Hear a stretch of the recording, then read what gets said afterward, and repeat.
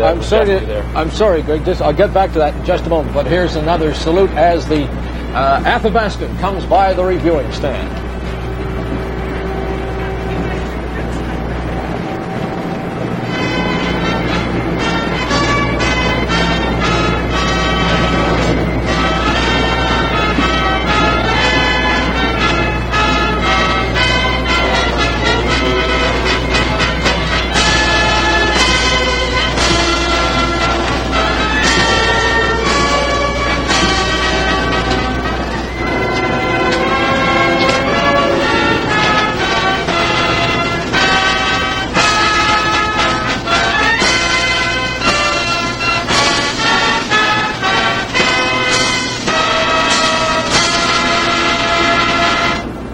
Now, that's a live shot from the Athabascan as she passes the reviewing stand, and now we're back on shore again, so that's a wonderful opportunity for you, the viewer, to get both views of this. Again, that's the Athabascan, and in just a few moments now, the Athabascan is now approaching our position here, and then you're going to have a reaction, because they're going to, the Athabascan should be in view of the families in about 2 or 3 minutes from now.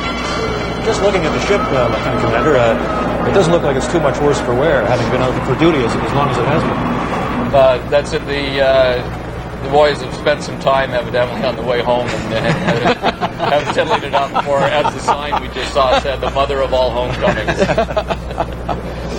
As a matter of fact, that's our Bob Rankin there. I can see Bob standing by. Isn't that your old boss there?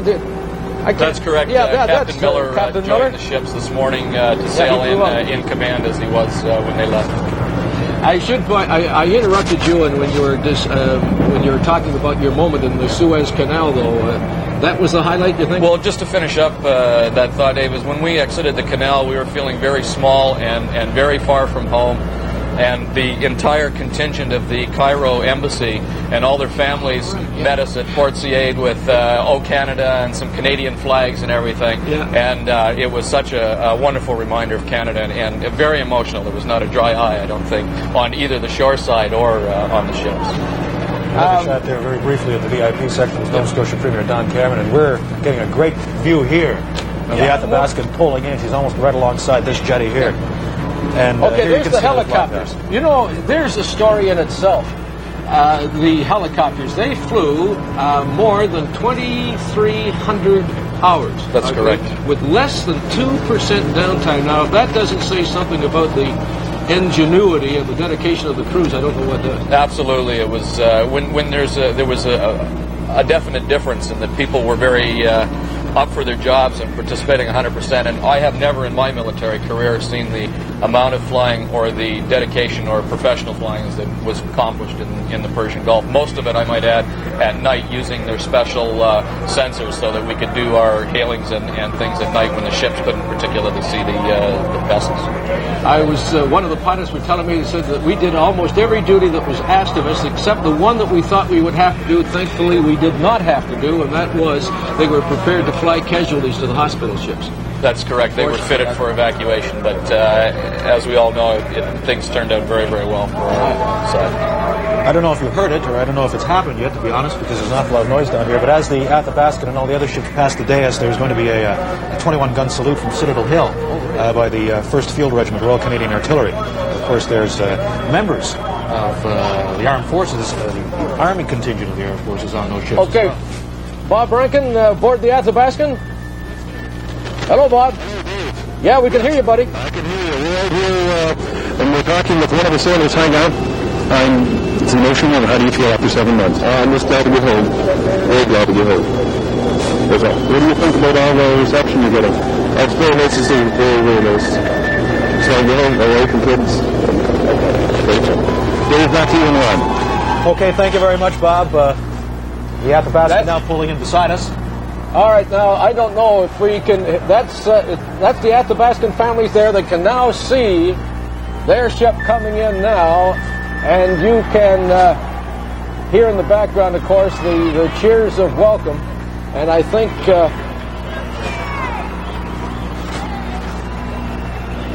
now, when you see that, Greg, when you see the old Athabee... Well, I'll tell you, it brings a lump. It really does. Well, listen, maybe you can help us here. Was that indeed a record? 49 days at sea. Was that indeed a record, you know? From my understanding, I'm not sure if it's a record, but certainly in recent memory in the Canadian Navy it is a record. Ships before didn't stay out of that long because they didn't have the supply ships, but in my career that is the longest I've heard of ships at sea. It really is an incredible sight. It just is an incredible sight to see the ship pull in. To see the crew on the ship and the families down there right now reacting with the expected enthusiasm. They're only a few hundred yards apart right now. The boys have been waiting for this for a long time. You know, when you were talking about supplying the ships and so on, again, the Protector, we'll have a chance of talking to her in just a moment, about her, I should say, in just a moment, still with the Athabee. The Athabee, Duncan Miller gave the Athabee the tough jobs. That is correct. He had, because of the helicopters and the mine sonar and that, also with the Sea Sparrow missiles, which was an anti-air protection, and her 5-inch gun, she was best suited to do that kind of escort role. And not only did she go up to bring the Princeton out after it was hit by mines, but took the hospital ship up off Kuwait, which was used to clear casualties and some POWs through that area. I don't know if you can hear the families cheering in the background. We can hear it from here. We're quite a distance. As a matter of fact, the Athabaskan is getting quite a reception from the families of the Terra Nova. The Terra Nova is now just passing or should be coming up, I think, to past the reviewing stand. That shot, here we are. This is the Athabaskan families as he's coming in now. The tears of joy. I think the pictures speak for themselves.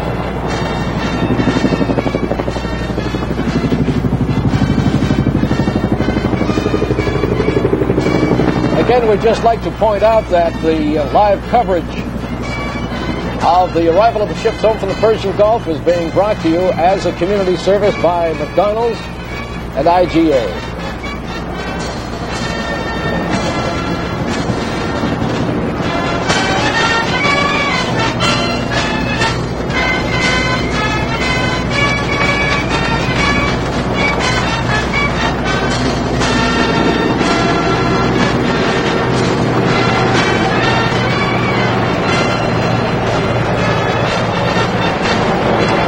Greg, you were mentioning the fact about the assignment given the Athabaskan to go up into the northern Gulf to bring back the USS Princeton that had been hit by mines. That was a slow 6 knots, 33-hour operation, and there's a poster that was given to the commander from the Princeton, and inscribed on it was to the Athabaskan. It was great, appreciated, and great to work with the very best. That's correct. As a matter of fact, when I was on the Midway, a special message came in from the commanding officer of the Princeton acknowledging that the Canadians were the very best. I think it had something to do with the beer that they were given once they got out of the minefield. It was a special message was sent to the Admiral on exactly that subject, complimenting the Athabaskan for their work. As a matter of fact, just as a little interesting human interest side note, there were quite a few transfers, were there not, when the occasion presented itself of Canadian ships supplying some cases of 24 to the Americans? That is correct. The Americans, when they had a day off or something, have instituted something known as a beer day so that they could have a bit of a break, and there wasn't much in the area, so the Canadians did supply that as well. And there, Dave, you see the Protector. There's the Protector. The Terra Nova is just past the reviewing stand right now. It'll be, of course, moving in directly behind us. As a matter of fact, the Terra Nova is just now approaching our location here, and as we mentioned before, we'll be docking directly behind us here. So now the families of the Terra Nova will just be getting their first glimpse of their ship.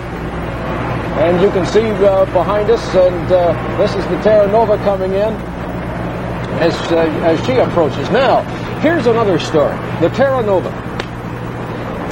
She was one of a pool of escort ships, and her main duty was escorting ammunition ships, was it not? That's correct.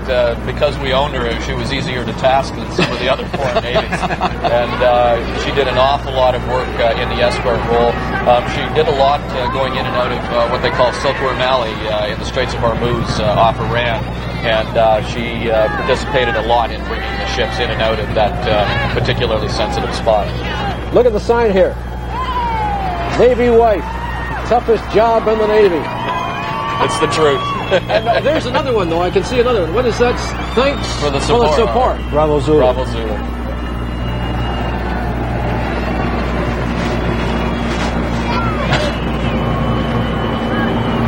I was mentioning to Ron before, Greg, that an old salt told me once when he was watching the Terra Nova go by, he said, "Take a good look.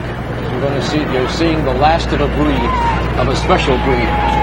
She is a special ship. One other quick little story for her, that when we were up in the escort role and in the final carrier position, there was mines in the area, and one of the jokes in the American Navy was that the carriers had learned to spell Terra Nova because she was in the one safe sector. So it was Terra Nova and 4 aircraft carriers were in this 10-mile section of ocean. They became quite friendly with the Terra Nova and held her in respect. Here we see the crew of the Athabascan waiting to depart. Now, I believe that once the ships get tied up, there will be a brief pause. I believe that the Governor General is going down to greet the Athabascan, and Prime Minister Mulroney will be visiting with the crew of the Terra Nova. That's correct. There will be the commanders will come off, and then the coxswains, and then the crew will be coming out 20 at a time, I believe, but the families are going to be allowed on the ships as well. So, now the Protector. Greg, tell us about Operation Outrider. This was a supply mission of which the Protector played a major part. That's correct, David. Initially, she fueled about 170 foreign ships up in the central Persian Gulf. And when things changed, and again we moved north as the war progressed, we had to leave outstations all the way out to the Gulf of Hormuz on the other side of the Straits of Hormuz. And we needed a logistics ship which could handle all things from ammunition to supplies to fuel to go around and take care of these 10 or so ships.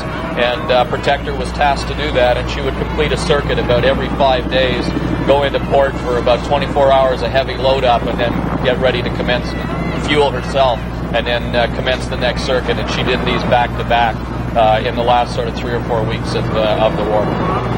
Just before we get back to more about the Protector, the Terra Nova now, just behind our anchor position here, is now approaching its dock. You can see the families waving and obviously crying in some instances. They've been waiting for this for a long time. You're talking, how many days altogether was it? 263, 264, 226. 200. Almost put them out there longer than they deserve to.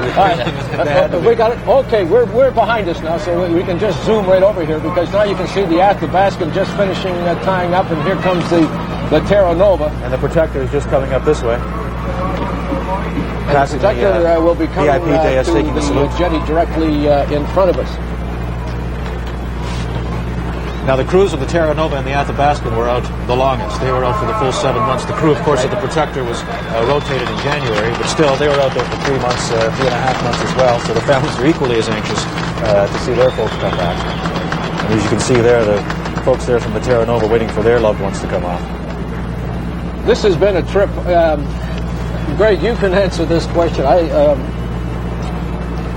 When we were coming back along through the Mediterranean, the Athabascan had some kind of minor little glitch in the propeller or something. It fell back, and then they fixed it up and caught up, and that was it.